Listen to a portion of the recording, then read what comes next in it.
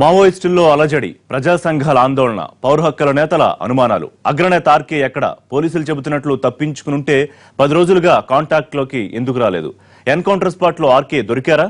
తప్పించుకున్న తర్వాత పట్టుబడ్డారా? అదుపులోనే ఉన్న పోలీసులు దాగుడు మూతలు ఆడుతున్నారా? దశాబ్దాల ఉద్యమంలో ఎన్కౌంటర్లు, ఎస్కేప్లు సాధారణమైన మావోయిస్టులకు కొత్తగా ఉంది అనుభవం. ఎన్కౌంటర్ ఎలా జరిగిందన్నదే ఓ సస్పెన్స్ అయితే ఆర్కే అదృశ్యం మరో మిస్టరీగా మిగిలిపోయింది. దీనికి సంబంధించి కోర్టులో కూడా రిట్ పిటిషన్ దాఖలు చేయడం, కోర్టు ఆర్కే ఆరోగ్యంగా ఉన్నారా, బతికున్నారా, ఒకవేళ ఆయన సజీవంగా ఉంటే ఎటువంటి హాని తలపెట్టరని భావిస్తున్నాము. ఒక మావోయిస్ట్ అయినా, మామూలు మనిషి అయినా, ఎవరికైనా ప్రాణాలు చాలా ముఖ్యం. దీనికి సంబంధించి కౌంటర్ ఎఫిడవిట్ దాఖలు చేయాలని కూడా కోర్టు చెప్పింది. అసలు ఆర్కే జాడ ఏంటి, ఆ మిస్టరీ ఎందుకు సస్పెన్స్ గా ఉండిపోయిందనే అంశం మీద మనం చర్చ చేస్తున్నాం. మనతో పాటు జాయిన్ అవుతున్నారు శ్రీ డిటి నాయక్ గారు, వారు రిటైర్డ్ ఐపీఎస్ అధికారి. ప్రొఫెసర్ హరగోపాల్ గారు కొద్దిసేపట్లో మనతో జాయిన్ అవుతారు. వరవరరావు గారు వరంగల్ నుంచి లైవ్ లోకి అందుబాటులోకి వస్తున్నారు, విరసం నేత. ఇక శ్రీరామ్మూర్తి గారు పౌర హక్కుల సంఘ నాయకులు వైజాగ్ నుంచి అందుబాటులోకి వస్తున్నారు. వరవరరావు గారు నమస్కారం అండి.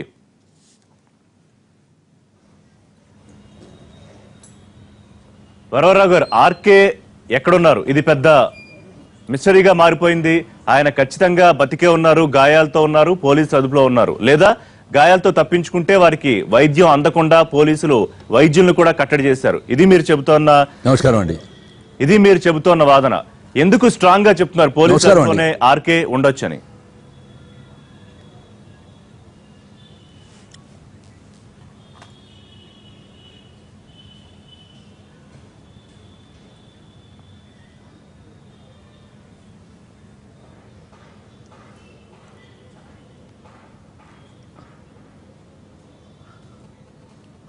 అదే మీరన్న రెండో అంశం చెప్తున్నాం మేము.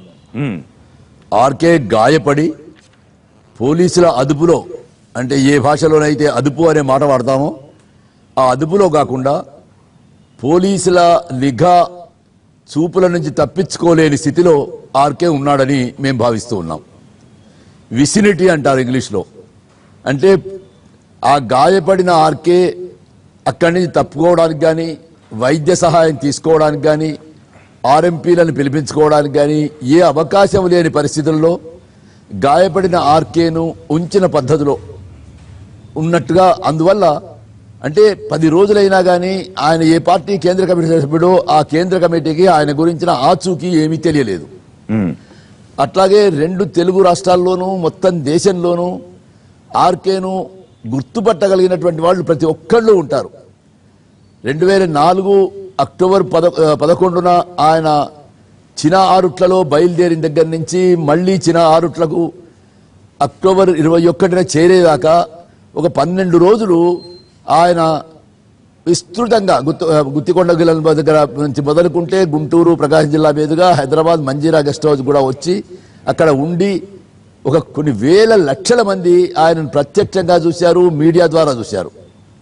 అంతకుముందే మీడియా అడవిలోకి వెళ్లి ఇంటర్వ్యూ చేసినటువంటి ఒక ప్రముఖ ఇంగ్లీష్ దినపత్రిక ఆయన ఫోటోగ్రాఫు ప్రచురించింది. ఇప్పుడు బహుశా అది కోట్ల ఫోటోగ్రాఫులు దేశంలో కోట్లాది మంది చూసి ఉంటారు. ఇంతమంది దృష్టిలో పడకుండా ఆయన ఉన్నాడంటే, మేము చూశామండి ఆయన అనే మాట ఇంతవరకు ఎవరూ చెప్పలేదు అని అంటే, అది అటువంటి మొత్తం ప్రజల దృష్టిలో పడకుండా కేవలం శత్రువు దృష్టిలో మాత్రమే ఉండే అవకాశం ఉన్నది. ఆ విధంగా ఆ శత్రువు దృష్టిలో ఉండేటువంటి పరిస్థితిని ప్రభుత్వం కల్పించింది. ఇక్కడ మీకు ఇంకో విషయం కూడా చెప్పదలుచుకున్నాను. మీరు ఎంతసేపు మీడియాను దీని మీద రాజకీయ అభిప్రాయాలని చెప్పేవాళ్ళని కాకుండా, ప్రభుత్వ బాధ్యులను కాకుండా పోలీస్ ఆఫీసర్ పిలుస్తున్నారు. పోలీస్ ఆఫీసర్ చేతిలో ఉండేటువంటి ఆయుధం వంటి ఒక పనిముట్టు మాత్రమే ప్రభుత్వంలో. ఎన్కౌంటర్లు అనేవి పోలీసులు చేస్తున్నది కాదు. ఈ యుద్ధం అంతా కూడా పోలీసులకు మావోయిస్టుల మధ్య జరుగుతున్నది కాదు. ఈ యుద్ధం అంతా కూడా రాజ్యానికి మావోయిస్టులకు మధ్యలో జరుగుతున్నది, ప్రభుత్వానికి మావోయిస్టుల మధ్య జరుగుతున్నది. ఆ ప్రభుత్వం అనేది, ఆ రాజ్యం అనేది కూడా ఇవాళ మన దేశంలో అది మొత్తం ఏ స్వతంత్ర ప్రతిపత్తి లేనటువంటి రాజ్యం అయిపోయింది, ఏ స్వతంత్ర ప్రతిపత్తి లేని ప్రభుత్వం అయిపోయింది. ఇవాళ అది కేంద్రంలో ఉండేటువంటి ప్రభుత్వం కావచ్చు, రాష్ట్రాల్లో ఉన్న ప్రభుత్వం కావచ్చు, అది ఒక దళారీ ప్రభుత్వం. ఎవరికి దళారీ అంటే బడా కంపెనీలకు, బహుళజాతి కంపెనీలకు దళారీ. ఒక మాటలో చెప్పాలంటే అమెరికన్ సామ్రాజ్యవాదానికి దళారీ. అక్కడ వాళ్ళు ఏ పనులు చేస్తే అక్కడ చేయడానికి ఇక్కడ ప్రభుత్వాలు ఉన్నాయి తప్ప ప్రభుత్వాలు స్వతంత్రించి చేయదగినటువంటి పని ఏమి కాదు. కనుక అక్కడ చెప్పేటువంటి వాళ్ళు ఏం చెప్తున్నారంటే, ఇవాళ ఒరిస్సాలో ఎక్కడైతే ఎన్కౌంటర్ జరిగిందని చెప్తున్నారో అక్కడ నియామ్గిరి కొండలను వేదాంతకి ఇచ్చివేయండి, పోస్కో కంపెనీకి ఒరిస్సాలో ఉండేటువంటి ఇతర మినరల్స్ ఇచ్చివేయండి, చింతపల్లి అడవుల్లో దుబాయ్ కంపెనీకి ఇచ్చివేయండి, కోస్టల్ కారిడార్ అంతా కూడా ముఖ్యంగా నెల్లూరు నుంచి శ్రీకాకుళం వరకు కూడా పవర్ ప్లాంట్ల కోసం, థర్మల్ పవర్ ప్లాంట్ల కోసం ఇవ్వండి, వజ్రాలు తవ్వడం కోసం, కొవ్వాడలో వజ్రాలు తవ్వడం కోసం ఇవ్వండి అని అక్కడి నుంచి ఆదేశాలు వస్తున్నవి. ఆ ఆదేశాలు అమలు చేయడానికి మాత్రమే చంద్రబాబు నాయుడు ప్రభుత్వం ఉన్నది తప్ప చంద్రబాబు నాయుడు ప్రభుత్వం స్వతంత్రంగా ఓ నిర్ణయం తీసుకునే పరిస్థితి లేదు. ఈ మొత్తం క్రమంలో ఇవాళ ఓ దళారీలుగా నిన్న రూపాయి కమిషన్లు వచ్చిన చోట ఇవాళ డాలర్ల కమిషన్లు వచ్చే వాళ్ళుగా మీరు మారిపోయి ఉండొచ్చు. కానీ ఈ స్వతంత్రమైన నిజానికి ఎన్నడో 73లోనే బానిసకొక బానిస అని వెంకటరావు గురించి ఆయన రాశాడు. కానీ ఆనాటికి ఇవాళ పోలిస్తే వీళ్ళందరూ కూడా అక్కడ వెనుకటి కూడా ఒక సామెత జానపద గాథలో ఒక సామెత ఉండేది. ఈ రాక్షసి యొక్క ప్రాణం అనేది ఎక్కడో 7 సముద్రాలు ఉండేటువంటి మర్రి చెట్టు చిలుక లోపల ఉన్నది అని చెప్పినట్టుగా ఈ ప్రాణం అనేది ఇక్కడ లేదు. ఇక్కడ ఒక స్వతంత్రమైనటువంటి పరిపాలన కలిగజేసేటువంటి ప్రభుత్వంలో చేతిలో లేదు. కాబట్టి వాళ్ళ అందరు జవాబుదారీ డీజీపీ తన మీద వేసుకొని మాట్లాడతాడు, ఆంధ్రప్రదేశ్ డీజీపీ లేదా విశాఖపట్నం రూరల్ డిఎస్పీ తన మీద వేసుకొని మాట్లాడతాడు, చర్చలకు వచ్చినటువంటి రిటైర్డ్ పోలీస్ ఆఫీసర్ మాట్లాడతారు. నేను బీజేపీ మీ చేతిలో ఉండే ఆయుధం లాంటి పనిముట్టు మీరెందుకు ఈ బాధ్యత అంతా ఇంత బరువు అంతా మీరెందుకు మోస్తున్నారు? ఒక్క పాడేరు ప్రాంతంలో ఉండే ఒక చింతపల్లి అడవుల్లో ఉండేటువంటి 142 లక్షల కోట్ల విలువ చేసేటువంటి, అంటే కేంద్ర బడ్జెట్ కంటే 100 రెట్ల విలువ చేసేటువంటి అక్కడ ఉండేటువంటి బాక్సైట్ ఒక బహుళజాతి కంపెనీకి కావాల్సి ఉంటే అందుకొరకు చంద్రబాబు నాయుడు 2000 సంవత్సరంలో ఎంఓయూ చేసుకొని మళ్ళీ అధికారానికి వచ్చిన తర్వాత దాన్ని రివైవ్ చేస్తే మీరెందుకు ఆ భారం అంతా మోసే పని చేస్తారు? మీకేవో కొంత జీతాలు, కాస్త ప్రమోషన్లు, కాస్త మంచి జీవితం వస్తుంది కావచ్చు. కానీ దానికంటే పెద్ద ప్రయోజనాలు పొందేటువంటి వాళ్ళు వాళ్ళ ప్రయోజనాల కొరకు పనిచేస్తుంటే ఈ బరువు అంతా మోసేటువంటి పని మీరెందుకు చేస్తున్నారు అనే మేము చెప్తూ ఉన్నాం. కనుక ఇవాళ ఆర్కే గాయపడి ఉండేటువంటి ఆర్కేను తమ విసిరిటీ నుంచి, తమ చూపుల నుంచి, తమ కనుచూపుల నిఘాల మేర నుంచి బయటికి వెళ్లకుండా చూసే బాధ్యత పెట్టి ఒక ఆట ఆడుతున్నారు. అంటే వాళ్ళు ఏమనుకుంటున్నారు, దీనికి కారణం కూడా ఏమంటున్నామంటే మేము ఇంకొక విషయం కూడా చెప్పదలుచుకున్నాను. మాకు ఏ పౌరులకైనా సరే ప్రభుత్వం మీద ఏ ఆరోపణ చేసే హక్కు అయినా ఉన్నది, ఏ ఆరోపణ చేసే అధికారం ఉన్నది. నేను ఆరోపణే చేస్తున్నాను అనుకోండి, కాసేపటికి అబద్ధపు ఆరోపణే చేస్తున్నాను అనుకోండి, బాధ్యతాయుతంగా జవాబు చెప్పుకోవాల్సిన జవాబుదారీతనం మీ మీద ఉన్నది. కనుక జవాబు చెప్పండి. రేపు హైకోర్టు మిమ్మల్ని లేదా ఏడుందో అక్కడ జవాబు చెప్పండి. మీ దగ్గర ఉన్నదా, మీరు చంపేశారా, మీ జవాబు చెప్పండి. మా దగ్గర కూడా లేదని మీరు అంటారా? పార్టీ సంబంధాల్లోకి వస్తే ఉదాహరణకు చలపతి అసలు దీనికి పెట్టిన పేరేమిటి? ఆపరేషన్ ఆర్కే అని పేరు పెట్టారు. మీరు ఆపరేషన్ ఆర్కే అని పేరు పెట్టి ఏం చేశారు? మేము విశాఖపట్నం వెళ్ళి చూస్తే మీడియాలో పెద్ద పెద్ద తాటికాయ అక్షరాలతోటి రవి సామ్రాజ్యం అంతరించింది అంటే గాజర్ల రవి సామ్రాజ్యం అంతరించింది. గాజర్ల రవి ఉదయగా ఏఓబిని చాలా మంచి స్థితికి తీసుకువెళ్ళాడు, ఇప్పుడున్న స్థితి కంటే మంచి స్థితికి తీసుకువెళ్ళాడు. రెవల్యూషనరీ పీపుల్స్ కౌన్సిల్స్ ఏర్పాటు చేశాడు. కాబట్టి ఆయన అంటే తన కొరకు సామ్రాజ్యాన్ని నిర్మాణం చేసుకుంటలేడు. ఆయన ప్రజల కోసం పొరుగున ఉండేటువంటి దండకారణ్యంలాగా ఒక జనతన రాజ్యాన్ని ఏర్పాటు చేసేటువంటి క్రమంలో దాని బీజప్రాయంలో ఉండేటువంటి పీపుల్స్ రెవల్యూషనరీ కౌన్సిల్స్ ఏర్పాటు చేశాడు. అక్కడికే కడుపు మండిపోయి రవి సామ్రాజ్యం అంతరించింది. చలపతి గారు కూడా దొరికిపోయారు. రాష్ట్ర నాయకత్వం అంతా దొరికింది. ఆపరేషన్ ఆర్కే అని టార్గెట్ గా ఏ నాయకత్వాన్ని అయితే పెట్టుకున్నారో ఆ టార్గెట్ గా ఉండే నాయకత్వం ముగ్గురేమో దొరకలేదు, ఆర్కే ఏమో గాయపడి దొరికిండు. కాబట్టి మీ టార్గెట్ అనేది, మీ లక్ష్యం అనేది విఫలమైపోయింది. మీకు ఇవ్వబడిన టార్గెట్ ఇక్కడ కూడా చెప్పదలుచుకున్నాను, ఇది మీ టార్గెట్ కాదు, మీకు ఇవ్వబడిన టార్గెట్. మీకు ఇవ్వబడినటువంటి టార్గెట్ ఎప్పుడైతే విఫలమైందో ఆ ప్రభుత్వం నుంచి, ఆ దళారి నుంచి మీకు చీవాట్లు వస్తాయనే ఉద్దేశంతో మీరు ఇవాళ మా దగ్గర ఏమీ లేదు, మేమేమీ చెయ్యలేదు, మేము అందుకు పోలేదు అన్ని మాటలు మార్చేశారు. రైట్. మొట్టమొదటి మీరు ఒక్కసారి మీడియా ఒక వారం 10 రోజుల వేళకి 23వ తారీఖు చూడండి, డీజీపీ సాంబశివరావు స్వయంగా ఆంధ్రప్రదేశ్ ఎస్ఐబి యొక్క సమాచారంతో, ఐబీ యొక్క ఇన్పుట్స్ తోటి నిన్న హిందూ వెబ్సైట్ లో, మన రాత్రి హిందూ వెబ్సైట్ మీరు ఒకసారి తీసి చూడండి. స్పష్టంగా ఐబీ ఒక ఉన్నత పోలీస్ అధికారి, మావోయిస్టు ఆపరేషన్స్ లో ఉండేటువంటి ఒక ఉన్నత పోలీస్ అధికారి ఏం చెప్తున్నారంటే, మేము ఆ ప్రాంతానికి వెళ్ళి వి షేప్ లో ఫామ్ అయిపోయి ఒక్కసారిగా వాళ్ళ మీద కాల్పులు జరిపాము, ఆటోమేషన్ గా ఏర్పాటు చేసుకొని వాళ్ళ మీద కాల్పులు జరిపామని చెప్తున్నారు. ఒకసారి వెబ్సైట్, హిందూ వెబ్సైట్ తీసి చూడండి మీరు. మేమే చేశామని చెప్పినటువంటి మావోయిస్ట్ ఆపరేషన్స్ లో ఉండే ఒక ఉన్నత పోలీస్ అధికారి చేశాడు, ఒక గ్రేహౌండ్ కమాండెంట్ చేశాడు అని మీరు ఒకసారి వెబ్సైట్ తీసి చూడండి. ఉన్నాడనే విషయాన్ని మేము ఆరోపిస్తున్నాము. మీ బాధ్యత, దానికి జవాబుదారీతనాన్ని రేపు హైకోర్టులైనా మీరు చెప్పాల్సిన బాధ్యత మీ మీద ఉన్నది. లేదా ఆయన మృతదేహాన్ని చూపెట్టండి. నేను నిన్న ఈ మాట అన్నాను, ఎందుకంటే ముఖ్యంగా హిందూ వెబ్సైట్ చూసిన తర్వాత ఈ విషయాన్ని నేను ఒకసారి మళ్ళీ మీడియా దృష్టి తీసుకురావడం కొరకు నేను మీడియాని పిలిచి ఈ విషయం చెప్పాను. చెప్పిన కాసేపటికే ఒక మృతదేహం అక్కడ పడి ఉన్నది చెప్పండి. ఒక నిమిషం అండి, ఒకసారి మళ్ళీ మీరు మాట్లాడదు కానీ ఇక్కడ మిగతా అతిథులు కూడా ఒకసారి మాట్లాడాక మనతో పాటు ప్రొఫెసర్ హరగోపాల్ గారు జాయిన్ అయ్యారు, పౌర సంఘాల నాయకులు విశ్లేషకులు. నమస్తే హరగోపాల్ గారు. మీరు మాట్లాడే ముందు ఒకసారి నాయక్ గారు వారు ఒక ఆరోపణ చేస్తున్నామని చెప్పారు. ముఖ్యంగా పోలీసుల పాత్ర కూడా అది వాళ్ళు స్వతంత్రంగా తీసుకున్న నిర్ణయం కాదు, ఒక పావుల్లాగా ఉంటారనేది. కానీ పరోక్షంగా కాదు, ప్రత్యక్ష యుద్ధమే జరుగుతుంది గత కొద్ది కాలంగా పోలీసులకి మావోయిస్టులకి. అది కాదనలేని వాస్తవం. ఇవాళ ఆర్కే జాడ ఎక్కడ ఉందనేది ఇంత మిస్టరీగా మారాల్సిన అవసరం ఎందుకు వచ్చింది? ఇప్పుడు ఆర్కేని గురించి చెప్పాల్సింది అక్కడ ఉన్న మావోయిస్టులు, లేకుంటే ఒరిస్సా స్టేట్, ఆంధ్ర స్టేట్ పోలీసులు. మనము ఇప్పుడు ఏం చెప్పినా అది ఊహాగానమే అవుతుంది. అసలు ఆర్కే అందులో ఉన్నారా లేదా అనేది అసలు పాయింట్, వాటిలో ఉన్నారా లేదా అనేది. ఒకవేళ ఆర్కే ఉంటే హీజ్ ఏ చాలా పెద్ద లీడర్ ఆర్గనైజేషన్లో. కాబట్టి ఎవరైనా రెస్పెక్ట్ ఇస్తారని నా అభిప్రాయం. నేను పోలీసులు కూడాను సార్ అసలు ఉన్నాడా లేదా అనేదే మనకు తెలియదు. లేకపోతే పోలీసుల కస్టడీ ఉంటే న్యాయ ప్రకారంగా పోలీసులు they must be producing before the court. ఒకవేళ ఎస్కేప్ అయి ఉంటే అది మరి మావోయిస్టులకు కొన్ని ఈ రోజు కాకపోయినా రేపు తెలుస్తుంది ఎక్కడెక్కడ మూవ్మెంట్ ఉన్నది. సో మనం ఇక్కడ కూర్చొని ఊహాగానాలు చేసుకోవటం అనవసరం దాని గురించి. అంటే నేను కోర్టు చాలా కీలక వ్యాఖ్యలు చేసింది. ఒకవేళ పోలీసుల చెరలో వారు లేకపోయినా, పోలీసులను తప్పించుకుని ఉన్నా, వాళ్ళకి అధునాతనమైన సౌకర్యాలు ఉన్నాయి, కమ్యూనికేషన్ వ్యవస్థ కూడా మనమేమి దాన్ని తక్కువగా చూడక్కర్లేదు. సో ఇప్పటికే వాళ్ళకు ఒక సమాచారం ఖచ్చితంగా అంది ఉండేది. అంటే ఆయన అక్కడ ఉన్నారా, లేకపోతే పోలీసులు అందుబాటులో ఉన్నారా, లేకపోతే ఈ సమాచారం లేకుండా ఇంత మిస్టరీగా ఉండే అవకాశం ఎందుకు ఉంటుంది? అది ఆర్గనైజేషన్, అండర్ గ్రౌండ్ ఆర్గనైజేషన్. కాబట్టి ఈ ఇన్ఫర్మేషన్ కావడానికి ఇందాక వరవరావు గారు చెప్పినట్టు ఎక్కడైనా ఇంజ్యూర్ అయ్యి వాళ్ళకు కూడా కాంటాక్ట్ లేని పరిస్థితుల్లో ఉండవచ్చు. అలాంటి పరిస్థితుల్లో కొద్దిగా టైం పట్టవచ్చు. So you have to wait and see. ఇప్పుడు వరవరావు గారు చేసిన కొన్ని ఆరోపణలకి మీరు ఏమైనా సమాధానం చెప్తారా? అంటే ప్రభుత్వం ఈ రకంగా ఏరువేత ధోరణికి పాల్పడింది అని చెప్తున్నారు. ఇది స్టేట్ వర్సెస్ మావోయిస్ట్ అంటున్నారు. స్టేట్ అంటే రాజ్యం, not even government. That's what I think he means. సరే, రాజ్యం means nothing but government, right? రాజ్యం అంటే nothing but government. State is different from government. For instance ఇప్పుడు తెలుగుదేశం గవర్నమెంట్ ఉంది, ఇక్కడ టిఆర్ఎస్ గవర్నమెంట్ ఉంది, రేపు ఇంకొక గవర్నమెంట్ రావచ్చు. బట్ రాజ్యం అనేది ఎప్పుడు that is permanent. Indian state అనేది పర్మనెంట్. ఈరోజు ఒక బీజేపీ గవర్నమెంట్ ఉంది, రేపు ఇంకో గవర్నమెంట్ ఉంది. So government is different from state. అదే ఇవన్నీ ఈ ఇంపర్సెప్టిబుల్ థింగ్స్ గురించి ఈ జరిగే వాదన ఇది. But in practice, the government strong action police plus whoever fights and all that. అది ఇక్కడ పోలీస్ అంటే ఏదో ఒక గవర్నమెంట్ యొక్క తొత్తులు కానీ ఇలాగ అభివర్ణిస్తారు వాళ్ళు.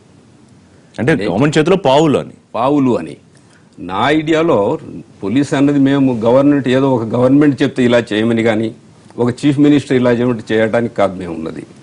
పోలీసు ఉన్నది to protect the citizens, to implement the laws. మాకు సర్టన్ లాస్ ఉన్నాయి, Indian penal code, evidence act, CrPC. వీటిని ఇంప్లిమెంట్, ఇంకా వేరియస్ అదర్ లాస్, ఈ చట్టాలను ఇంప్లిమెంట్ చేయటం పోలీసు ధర్మం. ఇప్పుడు ఎక్కడ క్లాష్ వస్తుంది ఇది మావోయిస్టులకి పోలీసులకి అంటే, when there is a violence ను పోలీసులు కంట్రోల్ చేయాల్సిన అవసరం ఉంది. ఒక చీఫ్ మినిస్టర్ చెప్పినా చెప్పకపోయినా చట్ట ప్రకారం వైలెన్స్ ని కంట్రోల్ చేయాలి. ఇప్పుడు మావోయిస్ట్ ఒకరిని చంపినాడంటే మావోయిస్ట్ మరి పట్టించి కోర్టు మీద హాజరుపరచడము, లేకపోతే వాళ్ళు ఏమైనా ఫైర్ చేసినప్పుడు మేము పోలీసులు ఫైర్ చేయడము, this is the process. Either arrest are shooting, this is process given by law. కానీ 40 ఏళ్ల విప్లవ పోరాట చరిత్రలో ఒకేసారి 30 మందికి పైగా ఎన్కౌంటర్కి బలవడం అనేది ఇదే మొదటిసారి అని చెప్పి మనం అనుకుంటున్నాం విశ్లేషణలో. అయితే ఇప్పుడు వరవరావు గారు చాలా క్లియర్గా చెప్తున్నారు, ఒక వి షేప్ లో కావాలని టార్గెట్ చేసి, ముఖ్యంగా ఆర్కే లాంటి అగ్రనేతలను టార్గెట్ గా జరిగిన కాల్పులు అనేది ప్రధానమైన ఆరోపణ. అవి టెక్నికాలిటీస్, దానికి అవి మనం we don't go in to that. మనం ఎందుకంటే ఫీల్డ్ లో లేము అక్కడ, ఇవన్నీ ఊహాగానాలే అవుతాయి. మీరు ఇందాక చెప్పారు 23 మంది అన్నారు. అలాగే పోలీసుల్లో ఒకటే బ్లాస్ట్ లో 40 మంది చనిపోయారు కూడా. అవును, సో అది కూడా మాట్లాడాలి. సో ఇది ఈ రెండు విషయాలు ఫ్రమ్ బోత్ సైడ్స్ మాట్లాడితే, డిస్కస్ చేస్తే, ఇదే డిస్కషన్స్ రెండు వైపులా ఉంటే దీనికి ఏదో సొల్యూషన్ జరుగుతుంది. అంతేగాని ఒకరినొకరు నిందించుకుంటూ పోతుంటే దీనికి సొల్యూషన్ లేదు. వరవరావు గారు మీరేమంటారు? ఒకటి, వారు ప్రస్తావించిన అంశం గతంలో బలిమెల్ లాంటి ఘటనలు చూసుకుంటే పదుల లెక్కలో పోలీసులు హతమయ్యారు. మరి దానికి ఎవరు జవాబుదారి? ఇవాళ కూడా ఇది దురదృష్ట ఘటన. మరి దీనికి ఎవరు జవాబుదారి? అటు నిందించుకోవడమా లేకపోతే సొల్యూషన్ కోసం వెతకడమా? అంటే ప్రభుత్వాలని నిందించడమా లేకపోతే దీనికి శాశ్వత పరిష్కారం ఆలోచించడమా? ఏం చేయాలంటారు? మీరు రెండు విషయాలు చెప్తారు. అదే వాళ్ళు వెంటనే వాళ్ళు మావోయిస్ట్ పార్టీ వెంటనే జవాబుదారితనం తీసుకున్నది. ఇప్పుడు ఇది మొత్తం ఈ చర్చలో 3 ప్రశ్నలు నేను జవాబు చెప్పాల్సి ఉన్నది. మొదటి దానికి ఇంతకంటే పెద్ద సంఖ్యలోనే 37 మంది ఆయన చెప్పినా చెప్పకుండా బలిమెల రిజర్వాయర్లో లాంచీల్లో పోతుంటే కాలిస్తే 37 మంది చనిపోయినారు. అది మీరు తప్పన్నా నేరమన్నా ఆ తప్పును ఆ నేరాన్ని అప్పటికప్పుడే మావోయిస్ట్ పార్టీ ఓన్ చేసుకున్నది. ఈ చరిత్రలో అట్లా పోలీసులు ఓన్ చేసుకున్నారా? మేము చంపాము అంటే అని ఓన్ చేసుకున్నారా? 3G live లో డిటి నాయక్ గారు హరిభూషణ్ ను చంపాను, గోడ దూకుతూ ఉంటూ కూడా చంపాను అని ఓన్ చేసుకుంటాడా? డాక్టర్ రామనాథం గారిని చంపాము, ఆయన క్లినిక్ లో వెళ్ళి చంపామని ఓన్ చేసుకుంటారా? ఇది ప్రశ్న. రెండవది ఊహాగానం. మీరు మాట్లాడినంతసేపు నేను సైలెంట్ గా ఉన్నాను. మీరు మాట్లాడే సందర్భంలో నేను అభ్యంతరాలు తెలిపిన విషయాలు తెలపాల్సిన విషయాలు చాలా. ఉదాహరణకు ఊహాగానం అన్నారు. ఊహాగానమేనా ఆపరేషన్ ఆర్కే అని పేరు పెట్టడం? నువ్వు 23 రాత్రి నాడు చేసినటువంటి చర్యకు ఊహాగానం అని, ఆర్కే చనిపోయినట్టు గాజల చనిపోయినట్టు ఫోటోలు ఇచ్చిన మీడియా వాళ్ళ ఊహాగానం. పోనీ చెప్పండి, మీరు ఎన్టీవీ వాళ్ళు మీరు చెప్పండి. మీకు పోలీసు వాళ్ళు హ్యాండ్అవుట్ ఇస్తే మీరు చెప్పిండ్రా లేదా మీరు చెప్పిండ్రా ఆర్కే చనిపోయాడని? ఆ క్యాప్ పెట్టుకున్న ఫోటో మళ్ళీ మీరు ఎందుకు ఇచ్చారు? ఆయన చచ్చిపోయాడని ఇచ్చారు కదా. 23 రాత్రి నుంచి 24 వరకు కూడా మళ్ళీ ఎందుకు రిపీట్ చేశారు మీరు? ఆర్కే ఫోటో కానీ, గాజల రవి ఫోటో కానీ, చలపతి ఫోటో కానీ, చలపతి అరుణ తీసుకున్న సెల్ఫీ ఫోటోలు మీరు అన్ని 100 సార్లు ఎందుకు చూపెట్టారు? మీకు పోలీసులు చెప్పలేదా? వాళ్ళు చనిపోయారు చెప్పలేదా? దానికి నేరుగా జవాబు చెప్పాల్సింది ఎన్టీవీ వాళ్ళు చెప్పాలి, మిగతా మీడియా వాళ్ళు చెప్పాలి. మేము ఏది ఊహాగానాలు చేయలేదు. మరి గతితార్కిక భౌతిక చారిత్రక భౌతికవాదం ఆధారంగా ఊహాగానం చేస్తాం తప్ప మేము నిరాధారంగా ఏ ఊహాగానం చేయం. రెండవది. మూడవది, మేము వైలెన్స్ ఉంటే ప్రభుత్వాలు ఎందుకు మీరు ప్రభుత్వాన్ని కాపాడడానికో మరెందుకో మీ మీద బాధ్యత ఎందుకు వేసుకుంటారు? ఎన్టీ రామారావు 83లో అధికారానికి వచ్చిన తర్వాత ఎన్కౌంటర్లు వద్దనుకుంటే ఏడాది పాటు లేవు. ఆ ఏడాది ఇంకేం వైలెన్సే లేదా? చెన్నారెడ్డి చర్చలు రెండోసారి అధికారానికి వచ్చిన 90 జనవరి నుంచి 90 సెప్టెంబర్ వరకు ఎన్కౌంటర్ హత్యలే లేవు. ఆ 9 నెలలు ఏమీ జరగలేదా? రాజశేఖర రెడ్డి దుర్మార్గుడు నియంత అధికారంలోకి వచ్చి బేషత్తుగా చర్చలు జరుపుతానన్న సమయంలో 2004 మే నెల నుంచి 2005 జనవరి వరకు 7 నెలల పాటు ఎన్కౌంటర్లే లేవు. ఏదో మీరు నిర్ణయం చేస్తున్నట్టు మాట్లాడతారు ఏంటి? మావోయిస్టులకు వైలెంట్ యాక్షన్ చేస్తే మా బాధ్యతే ఐపీసీ. మీరు ఐపీసీని రక్షించడం అయితే ఈ పరిస్థితి ఉండేది. ఇవాళ పైవాళ్ళు ఇచ్చేటువంటి ఆర్డర్స్ కనుక మీరు ఒబే చేసేవాళ్ళే అయితే ఈ ఆర్డర్ ఉండేదా? మీరు ప్రభుత్వం కంటే more loyal than the king లాగా మీరు వ్యవహరించదలుచుకున్నారు. ఆ కింగ్ ఏమో పైన ఉండేటువంటి సామ్రాజ్య చక్రవర్తికి వాడు లాయల్గా ఉండదలుచుకున్నాడు. కనుక చర్చ మీ వైపు మళ్లించే ప్రయత్నం చేయకండి. మేము చాలా సంయమనంతో మీరు కేవలం పనిముట్లని మాట చెప్తున్నాం. మీరు చెప్పాలని మీ అందరి చిట్టాలు మా దగ్గర ఉన్నాయి. మీలాంటి వాళ్ళని, మీకంటే ముందున్న వాళ్ళని, వెంకటరావు కాలంలో ఉన్న వాళ్ళని చూసాం, ఇప్పటిదాకా ఉన్న వాళ్ళని చూసాం. ప్రమోషన్ల కొరకు, అక్రమ ఆర్జనల కొరకు మీరు గడిచిన గడ్డి గురించి మమ్మల్ని ఏం చెప్పవాడు? నాగార్జున రెడ్డి లాంటి వాడిని, ఒక లారీ ఓనర్ లాంటి వాడిని మీరు ములుగు నుంచి ఉండేటువంటి భానుతో పాటు లేదా సుభాష్తో పాటు దొరికినందుకు తారనాకా ముందర ఉండేటువంటి అధికారి నుంచి తీసుకొని చంపేసిన. అంతేందుకండి షరాఫ్, కాచిగూడ షరాఫ్ ఆసుపత్రిలో చికిత్స కోసం వచ్చినటువంటి రియాజ్ను, ఆయన వెంట ఉండేటువంటి సహచరులను జూలై 2, 2005 పట్టుకువెళ్ళి చంద్రన్న అటువైపు నుంచి చెప్తున్నాడు. చర్చల ప్రతినిధి సిపిఐ ఎమ్మెల్యే జనశక్తి చంద్రన్న, ఆయన నేను వరంగల్లో ఉంటే నాకు ఫోన్ చేసి నేను చెప్తున్నాను హోమ్ మినిస్టర్ జానారెడ్డి గారికి, తీసుకపోతే పదంకల అడవుల్లో చంపేస్తుంది. ఇటువంటి ఉదంతాలు ఎన్ని చెప్పమంటారు మమ్మల్ని? కనుక మౌలికంగా ప్రభుత్వాలు ఇప్పుడు ఎన్కౌంటర్లు ఉండొద్దు అనుకుంటే ఒబ్లైజ్ చేయడానికి మీరు సిద్ధంగా ఉంటారు. ఎన్కౌంటర్లు ఉండి స్ప్రీ ఆఫ్ ఎన్కౌంటర్స్ ఉదాహరణకి ఇవాళ అది ఆ విషయంలో సమస్య ఎక్కడంటే, ఆ విషయంలో చంద్రబాబు నాయుడు ఒక్కడు మొదటి నుంచి ఇవాటి వరకు కూడా నక్సలైట్ల లేదా అన్ని శాంతి భద్రతల సమస్యగా చూస్తున్నాడు.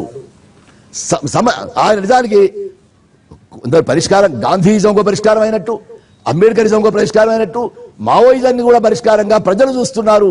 అట్లా కూడా మనం సమస్యగా కాకుండా పరిష్కారంగా ఆలోచించాలని జస్టిస్ ఎంఎన్ రావు గారు అన్నారు కావచ్చు. కానీ ఆ సమస్యలు చూడడంలో కూడా మిగిలిన రాజకీయ పార్టీలన్నీ కూడా అది రాజకీయాత్మక సమస్య అని అనుకుంటున్నారు కావచ్చు. కానీ చంద్రబాబు నాయుడు మాత్రం కేవలం అది శాంతి భద్రత సమస్య ఎందుకు అనుకుంటున్నాడు అంటే ఆయన ఎన్నికయ్యేది ప్రజల యొక్క ఓటుతోనే కావచ్చు. కానీ ముఖ్యమంత్రి అయిన మరుక్షణం నుంచి ఆయన ప్రపంచ బ్యాంకుకు తాను చీఫ్ ఎగ్జిక్యూటివ్ అను ఈ ఏ ఒక్క మాట కూడా నేను కల్పించింది కాదు, ఏ ఒక్క మాట కూడా నా బుర్రలో పుట్టింది కాదు, ఏ ఒక్క మాట కూడా నా భూభాగానం కాదు. మీడియా వాళ్ళు మీరు ఒకసారి రికార్డ్స్లో వెళ్ళండి. ఆయన ఆంధ్రప్రదేశ్ ముఖ్యమంత్రి రెండోసారి 95లో వైస్రాయ్ హోటల్ కుట్ర జరిగి ముఖ్యమంత్రి కాగానే ముఖ్యమంత్రిగా ఉండే ఎన్టీ రామారావు మీద రాళ్లు వేయించాడండి ఆయన. ఎవరండి ప్రభుత్వాలుగా ప్రజాస్వామ్యంగా నడుస్తున్నాయని మీరు చర్చ పెడుతున్నా నాకు అర్థం కాదు. రైట్,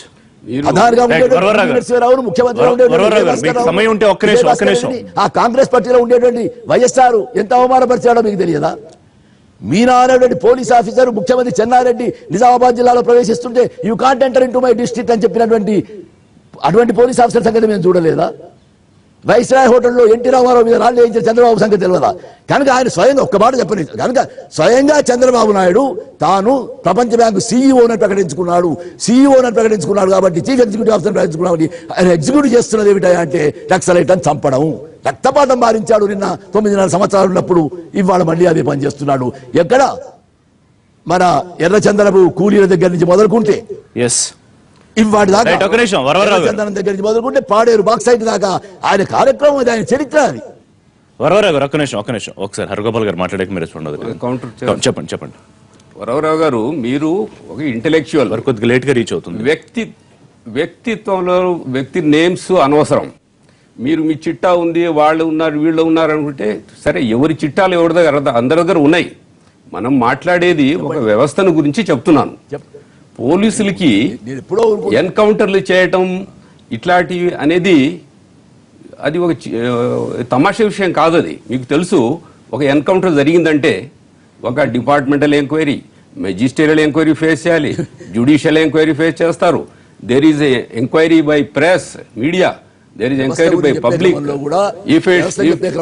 అందులో వినండి, ఇందాక ప్రయోజనాల కొరకు బాధ్యతలు మీద చేసుకునే క్రమంలో చెప్పాల్సి వస్తున్నది. ఇప్పుడు వరంగల్ జిల్లా ఉన్నప్పుడు నేను చూశాను. స్టేట్ హ్యూమన్ రైట్స్ కమిషన్ ఉంది, సెంట్రల్ హ్యూమన్ రైట్స్ కమిషన్ వస్తుంది. చెప్పండి, ఆంధ్రప్రదేశ్ లో మెజిస్ట్రియల్ ఎంక్వైరీ తప్ప జ్యుడిషియల్ ఎంక్వైరీ ఆంధ్రప్రదేశ్ హైకోర్టు ఏకగ్రీవంగా చెప్పి మీరు వినాలి. ఇందాకనే మీరు మాట్లాడొద్దు. ఎస్సీ క్యాండిడేట్ ఉంటే ఎస్సీ కమిషన్ వస్తుంది, ఎస్టీ వాళ్ళు ఎస్టీ కమిషన్ వస్తుంది.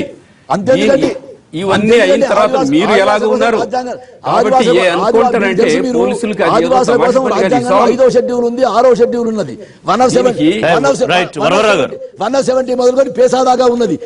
అమలైపోతే సాయుధ పోరాటం ఎందుకండి? అది మీరు పోరాడండి, అమలుకు పోరాడండి, కానీ అనవసరంగా బ్లేమ్ చేయవద్దు అంటున్నాను. మీరు పోరాడండి. మీరు గవర్నమెంట్ లో రండి, ఎంతమందికో సెల్యూట్ చేస్తున్నాము, మీరు గవర్నమెంట్ వస్తే మీకు సెల్యూట్ చేస్తాం. అంతేకాని ఇది ఏదో పోలీసులు వాళ్ళ హ్యాపీనెస్ కోసం చేసిన పని కాదు అని చెప్తున్నాను. మీరు ఒక ఆదివాసీ సమాజం నుంచి వచ్చిన వాళ్ళు, ఆదివాసుల కోసం 5th షెడ్యూల్ 6th షెడ్యూల్ మొదలుకొని పేసా వరకు వచ్చిన చట్టాలలో ఏ చట్టం అమలు అవుతుందో చెప్పండి. ఇక్కడ మనం మాట్లాడేది హింసను గురించి, షెడ్యూల్ దీన్ని దాని గురించి, ఎస్సీ ఎస్టీల గురించి మీరు ముఖ్యంగా ఎస్టీస్ గురించి మాట్లాడుతున్నారు. ప్రభుత్వము మీరు ప్రభుత్వంతో కొట్లాడండి, అంతేకాని హింసను ప్రోత్సహించి పోలీసులు బలి చేయొద్దని చెప్తున్నారు. చూడండి, తెచ్చుకోవడం కొరకు కాదు, మేము అటువంటి అధికారాలు తెచ్చుకోవడం కొరకు రాలేదు. రైట్, వరవరావు గారు, ఫైనల్ గా బిఫోర్ యూ గో ఏం చెప్పదలుచుకున్నారు? ఆర్కే ఉన్నారనుకుంటున్నారా, లేకపోతే ఉంటే పోలీసుల చేరలో ఉన్నారనుకుంటున్నారా, లేకపోతే లేరనుకుంటున్నారా? మీరేం నమ్ముతున్నారు? అంటే ఆ బరువు మీరెందుకు మోస్తున్నారని అంటున్నాను నేను. మేము ప్రభుత్వంతో కొట్లాడుతున్నాం. అట్లాగే మీరు ఆరంభంలో చెప్పినట్టుగా మేము రాజ్యంతో కొట్లాడుతున్నాము. ఆ రాజ్యానికి సంబంధించి ఆ కాలంలో ఉండే ప్రభుత్వంతో కొట్లాడుతున్నాం.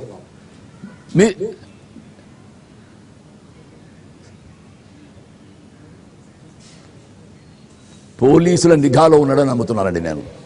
రైట్. రైట్ వరవరావు గారు, థ్యాంక్ యూ. లైవ్ లో తప్పించుకోలేని అందుబాటులోకి స్థితిలో గాయపడి పోలీసుల విసినిటీలో, పోలీసుల నిఘా క్షేత్రంలో ఉన్నాడని నేను భావిస్తున్నాను. రైట్, థ్యాంక్ యూ వరవరావు గారు. చిన్న బ్రేక్.